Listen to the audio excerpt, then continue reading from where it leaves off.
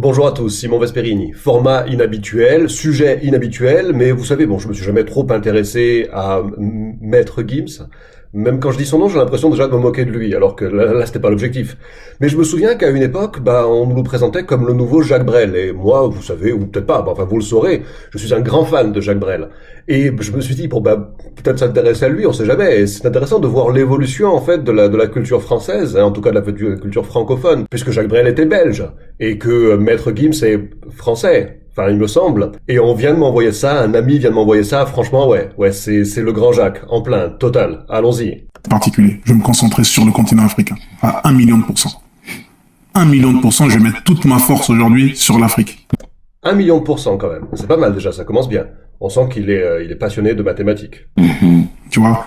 Et c'est ce qui me fait vibrer aujourd'hui. Autant, voire plus que la musique. Tu vois? C'est ce qui me fait vibrer. Moi, je suis un fan d'histoire. Donc, avec ce qui va suivre après, franchement, c'est d'autant plus cocasse que ce soit un fan d'histoire. Je suis un fan d'histoire, d'étymologie, de toutes ces choses-là. Aujourd'hui, je suis persuadé, l'Afrique a inspiré tout le monde. De Picasso aux grandes marques de luxe, ils ont tout pris à l'Afrique. Tout. Ok, Picasso, il a tout pris à l'Afrique. Absolument tout. Ils ont brûlé les bibliothèques, donc on n'a plus d'écrits. J'ai appris qu'il n'y a pas longtemps qu'il y avait plus grand que le mur de Berlin. C'est le mur que les Béninois ils ont fait il y a des années. Donc on a déjà fini le jeu en vérité. Mais on a effacé notre historique, on a tout brûlé. On parle du changement, on parle du progrès. Tu vois.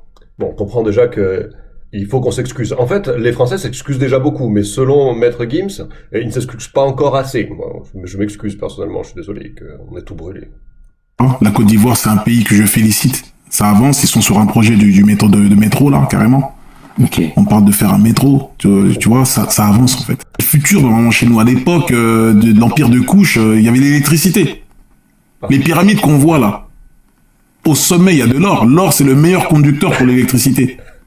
C'était des foutues antennes. Ok, moi je me demandais, on peut se demander légitimement, mais pourquoi ils se sont fait chier à construire des pyramides? Parce que quand même, on peut imaginer que construire ça, c'est des décennies de boulot. Ils ont tué, allez savoir, peut-être des dizaines de milliers de mecs à la tâche pour faire des pyramides, et on voit pas le sens. Mais maintenant, c'était pour capter l'électricité par Wi-Fi, je sais pas.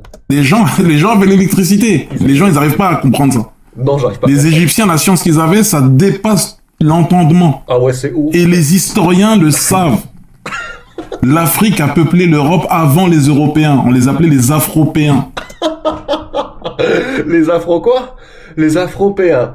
Ok, moins con ce soir, j'ai appris un mot.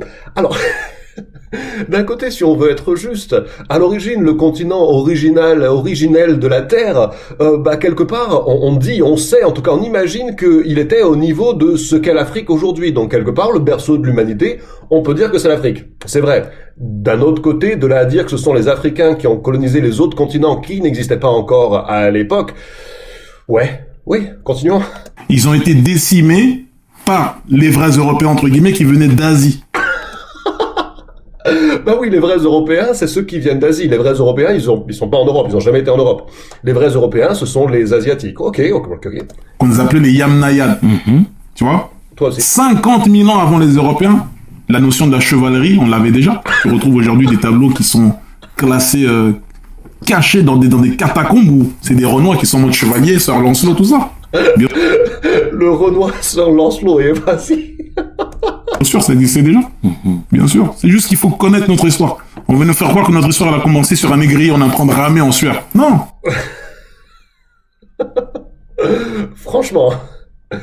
Bon, ça va, je vais pas m'étendre 10 ans dessus, ça va, on a assez rigolé, c'était bien, c'est top.